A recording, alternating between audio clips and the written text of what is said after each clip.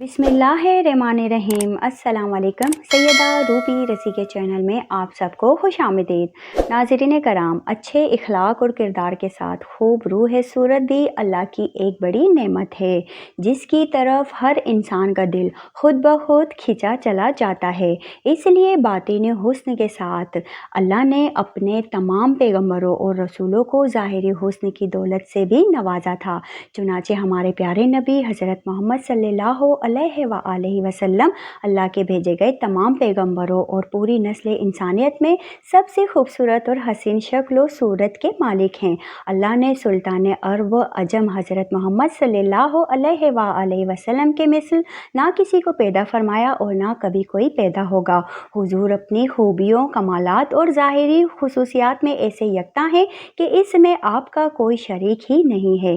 इमाम कुर्तुबी ने नकल किया है कि अल्लाह ताला ने नबी सल्लल्लाहु अलैहि वसल्लम का मुकम्मल हुस्न जमाल दुनिया में ज़ाहिर नहीं फरमाया। अगर हुजूर का मुकम्मल हुस्न ज़ाहिर कर दिया जाता तो किसी में हुजूर की तरफ देखने की सलाहियत ना होती। अल्लाह ने अपने महबूब नबी को जमाल अता फरमाया था। दरअसल हुस्न सिर्फ रंग की सफ़ेदी, ज़ाहिरी बनावट की खूबसूरत होने को कहते हैं, जबकि जमाल पूरे जिस्म के तमाम एज़ा का दुरुस्त होना और जिस्म के तमाम हिस्सों के परफेक्ट होने को कहा जाता है कि उससे आगे परफेक्शन का कोई तसव्वुर ही ना हो। लिहाजा अल्लाह ने हुजूर को हुस्न और जमाल दोनों में आला तरीन मकाम अता किया था, जिसे हम परफेक्ट पर्सनैलिटी कह सकते हैं। इस हकीकत को शायर मशरिक अल्लामा इकबाल ने यूँ बयान किया है कि दुनिया के हर रंग व बू में जहाँ भी नज़रें दौड़ाएं, इसकी मिट्टी से जो भी हुस्न व चमक ज़ाहिर हो रही है, वो या तो मोहम्मद सल्लल्लाहु अलैहि वसल्लम के नूर से चमक दमक रखती है या अभी तक मोहम्मद सल्लल्लाहु अलैहि वसल्लम की तलाश में है।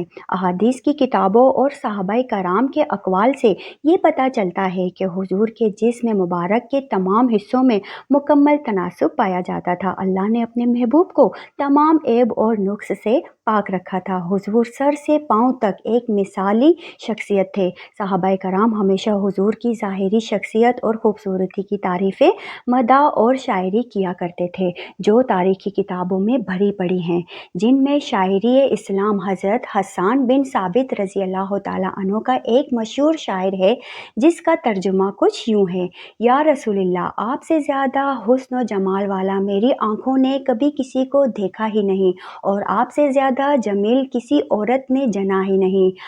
हज़रत अबू हुरैरा, अनस इब्न मालिक, अब्दुल्ला इब्न उमर, काब बिन मालिक, जाबिर बिन अब्दुल्ला और हज़रत बुरा बिन अज़ब रज़ी अल्लाह ताला अन्हा ने हुजूर की खूबसूरती और जिस्मानी बनावट हुलिये को जिस तरह बयान किया है, अगर इन तमाम रिवायतों और अक़वाल को एक जगह जमा किया जाए तो वो कुछ यूँ है: हुजूर के जिस्म मुबारक का रंग गोरा सफ़ेद था, गोया ऐसा मालूम होता था कि आपका बदन चांदी से ढाल कर बनाया गया हो। हुजूर का जिस्म निहायत ही नरम और नाजुक था, जिससे एक ख़ास किस्म की खुशबू आती थी। साहबा कहते हैं कि हुजूर के जिस्म की खुशबू से ज़्यादा अच्छी हमने कभी कोई खुशबू नहीं सूंघी। यहाँ तक कि हुजूर के जिस्म मुबारक से गिरने वाले पसीने को हम जमा कर लिया करते और उसे बतौर इत्र इस्तेमाल करते थे। लिहाजा हज़रत अनस की वालिदा बीबी उम्मे सलीम रज़ी अल्लाह तआला अन्हो हुजूर के लिए एक चमड़े का बिस्तर बिछा देती थी और हुजूर उस पर दोपहर को लेटकर आराम फरमाया करते।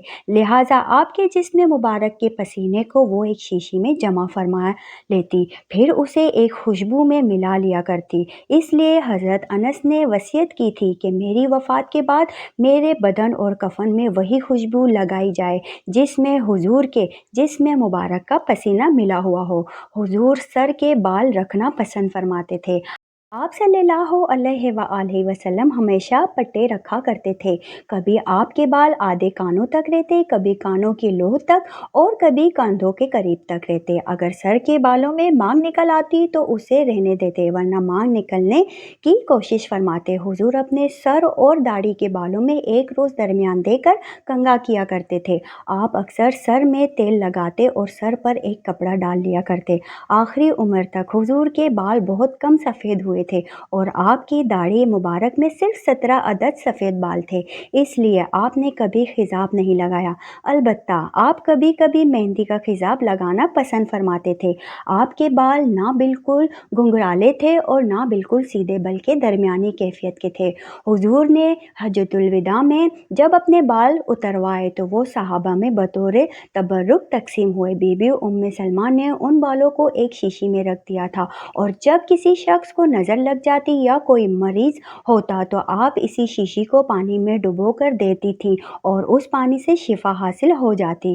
حضور کا چہرہ مبارک نہایت ہی پر نور اور خوبصورت تھا، نہ زیادہ گول تھا اور نہ زیادہ پھولا ہوا۔ آپ کے دانت مبارک آبدار موتی کے مانند تھے جو سفید چہرے کے ساتھ چمکتے تو یاقوت کے موتی کی طرح لگتے تھے۔ حضور کی آنکھیں بڑی سیاہ اور سرمگی تھیں جن میں سرخ دورے دوڑتے دکھائی دیتے۔ جب حضور کی طرف کوئی نظر کرتا تو یوں سمجھتا کہ آپ کی آنکھوں میں سرما لگا ہے، جبکہ آپ کی آنکھوں میں سرما موجود نہ ہوتا تھا۔ پیشانی مبارک کشادہ تھی، بویں باریک اور گھنی تھی اور دونوں بویں اس قدر قریب تھی کہ دور سے دونوں ملی ہوئی معلوم ہوتی تھی اور ان دونوں بوؤں کے درمیان ایک رگ تھا جو غصے کے وقت ابھر جاتا تھا۔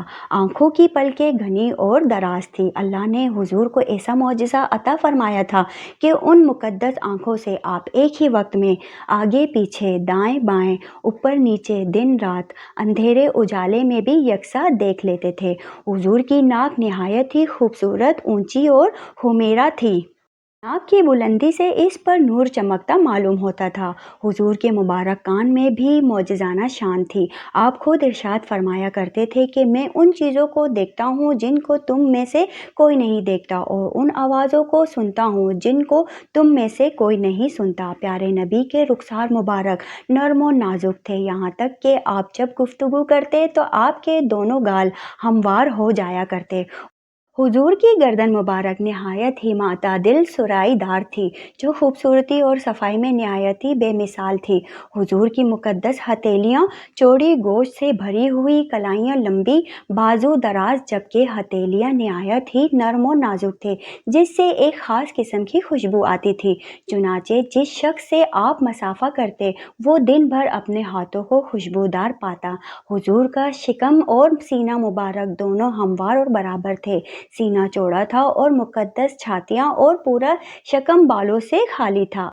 البتہ کندھوں اور کلائیوں پر کچھ بال موجود تھے۔ آپ نہ ہی زیادہ لمبے قد والے تھے اور نہ ہی چھوٹے قد کے، بلکہ آپ کا قد میانہ تھا۔ لیکن جب حضور کسی لمبے قد والے شخص کے ساتھ چلتے تو اس سے بھی بلند نظر آتے۔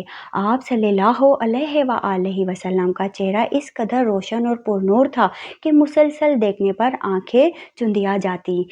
چہرہ اطہر سورج کی طرح روشن تھا اور کوئی شخص بھی آپ کی طرف نظر بھر کر نہ دیکھ پاتا۔ حضرت جابر رضی اللہ تعالیٰ عنہ کا بیان ہے کہ میں نے رسول اللہ کو ایک مرتبہ چاندنی رات میں دیکھا۔ اس وقت حضور ایک سرخ دھاری دار چادر اوڑھے ہوئے تھے۔ میں ایک مرتبہ چاند کی طرف دیکھتا اور ایک مرتبہ حضور کے چہرے کو دیکھتا، یہاں تک کہ میں نے فیصلہ کیا کہ حضور کا چہرہ چاند سے بھی زیادہ خوبصورت تھا۔ امیر المومنین حضرت عائشہ فرماتی ہیں کہ مصر والے اگر میرے محبوب کے رخسار مبارک کے اوصاف سن لیتے تو حضرت یوسف کی قیمتیں لگانا بھول جاتے، اور زلیخا کو ملامت کرنے والی عورتیں اگر میرے محبوب کی پیشانی کو دیکھ لیتی تو ہاتھوں کے بجائے اپنے دل کاٹنے کو ترجیح دیتی۔ دراصل حضرت یوسف علیہ السلام اور دیگر حسینوں کا حسن حضرت محمد صلی اللہ علیہ وآلہ وسلم کے حسن کی ایک خیرات ہے۔ حافظ ابن حجر لکھتے ہیں کہ ہر ایمان والے کا یہ عقیدہ ہونا چاہیے کہ اللہ نے نبی صلی اللہ علیہ وآلہ وسلم کے بعد کسی کو بھی آپ کی طرح تخلیق نہیں فرمایا ہے اور نہ آپ کے بعد کوئی آپ کے مثل پیدا ہوگا۔ کسی شخص کا ایمان اس وقت تک مکمل نہیں ہو سکتا جب تک وہ یہ تسلیم نہ کر لے کہ حضور کی ذات ظاہری اور باطنی کمالات ہر انسان سے بڑھ کر ہے۔ उम्मीद करती हूँ आपको ये वाक़या पसंद आया होगा। अगर पसंद आया हो तो वीडियो को लाइक शेयर करके चैनल को सब्सक्राइब कर दें और बेल आइकन दबा दें और अपनी कीमती राय का इज़हार कमेंट्स बॉक्स में ज़रूर कीजिएगा। अब तक के लिए इतना ही। सैयदा रूबी रज़ी को दीजिए इजाज़त। अपना बहुत सारा ख़याल रखिएगा। अल्लाह हाफ़िज़।